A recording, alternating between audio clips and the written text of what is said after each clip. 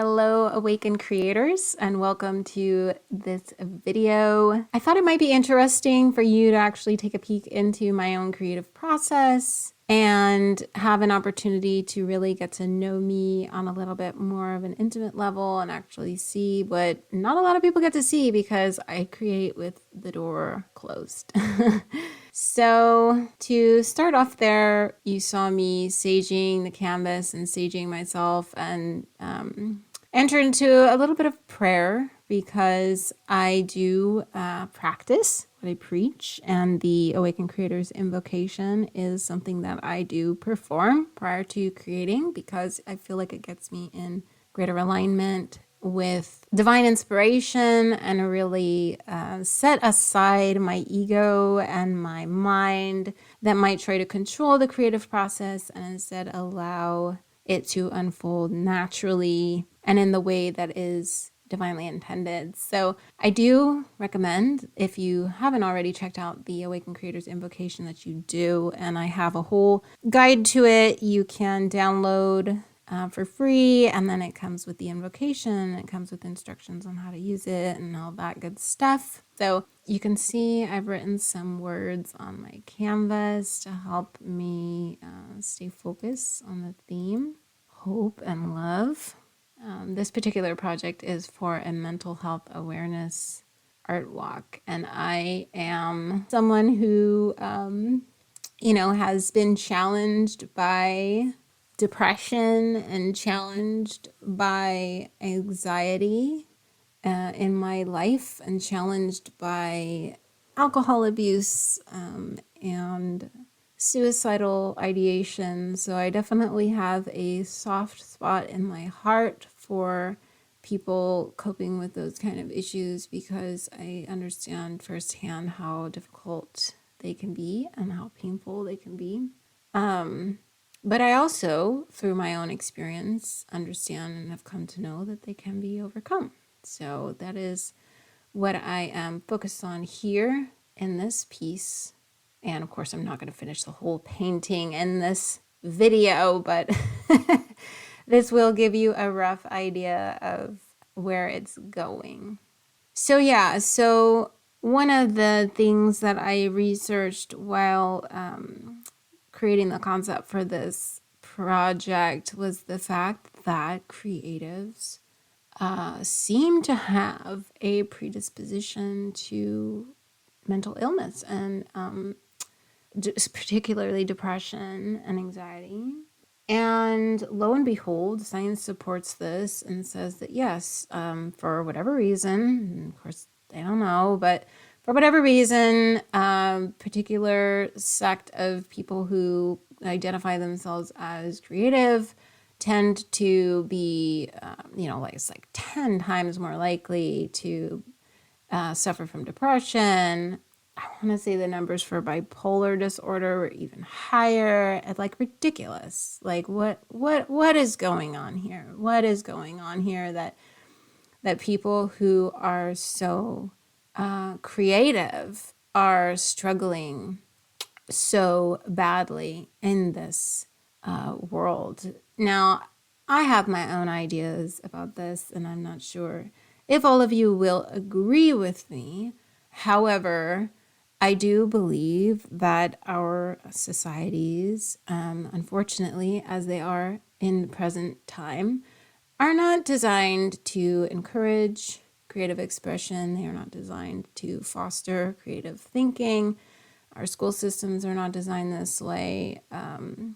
Our employment systems are not designed this way. And just for people in general, I'm not even talking about creatives. I'm just talking about people in general are not encouraged to think creatively, to pursue art, or just things that make them joyful just for the sake of the joy that they bring. Now, Awakened Creators is on a mission to change that, and I hope with your help and your devotion to the mission here that we can do that and really destigmatize artistic pursuits as valid and worthy life paths deserving of the same encouragement and attention as something more quote unquote practical, that we're kind of forced to be told that we should want. But I liken it to this. If we were talking about someone who has an innate sexual orientation that is not of the norm, and by norm, I just mean the dualistic version of man woman that most of us are pretty used to seeing around. So let's just assume for a second that you are one of these people, and you very well be one of those people. I am one of those people. And your sexual orientation does not fit into the neat little boxes that you are told from a young age that they are supposed to fit into.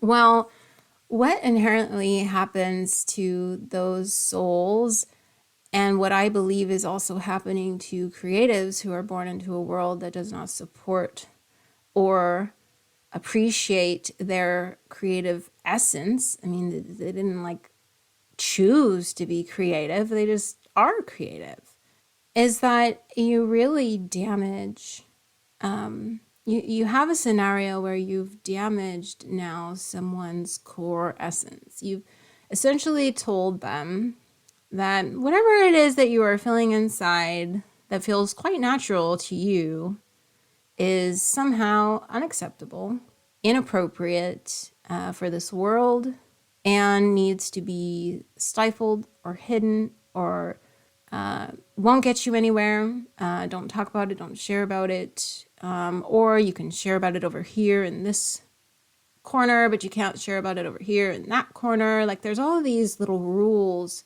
that we start to be given regarding things like sexual orientations, gender identities. And I'm going to go ahead and say that, yes, I think creative individuals are also stigmatized in this way, that they are told by all of larger society that what they desire in the depths of their hearts, what comes naturally to them, is irrelevant, it is unimportant, it is not worthy of pursuit. And it kind of seems natural that you would find individuals who are told these things, who have a hard time coping.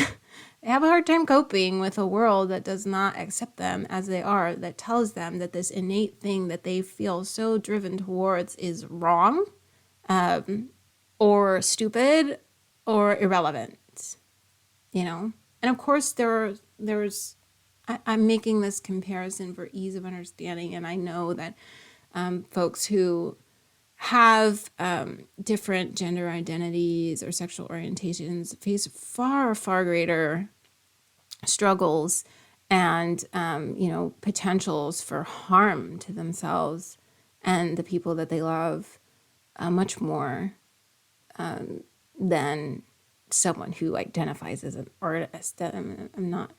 Please don't misconstrue me as making such a gross oversimplification. I'm simply stating that, there is something inherently wrong with a society that tells somebody that something that they love or something that comes naturally to them is not okay. And that, my dear, is why I believe that our rates of depression and anxiety and mental disorders are so, just disproportionately affecting people who are creative, because you've pretty much told them that the thing that they love, that brings them joy, that makes them happy, that makes them feel like life's worth living, is not okay.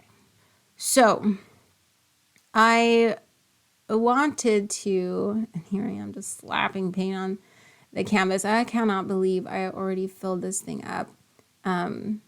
There's one thing that I learned in this experience. It is that a big canvas requires a lot of freaking paint. Yeah, so I'm not sure where I was going with that, but This project in particular, and I will mention it now, is the first time I've ever attempted something so large.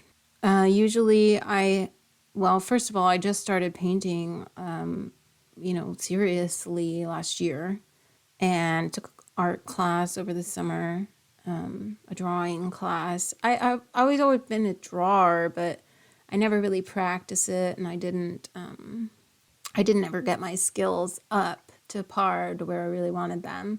So just kind of ignored that part of myself and did more writing. And even with my writing, was always more intellectually driven writing, scholastic writing in college and in graduate school, until I started venturing into creative writing, which still delights me to this day. I love creative writing and I like making up stories. But I've more so been focused on my painting, and I'm really enjoying exploring that part of myself and seeing myself as a painter, because that's not something I ever thought possible for me. So that was interesting. But this is the first project. Most of my projects have been pretty small, and this is the first time that I've ever attempted something so large. So I totally understand this idea of being completely overwhelmed by the size of something you are trying to attempt. Now, of course, mine is a literal size of something I'm trying to attempt. This is a 4 foot by 6 foot canvas. You can see it is taller than me. But you could be attempting something creatively that feels larger than you in every way, that is not physical.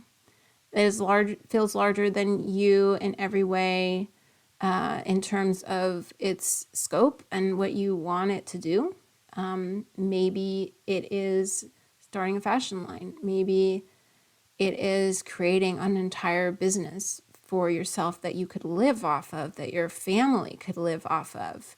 And all of those things require a lot of courage.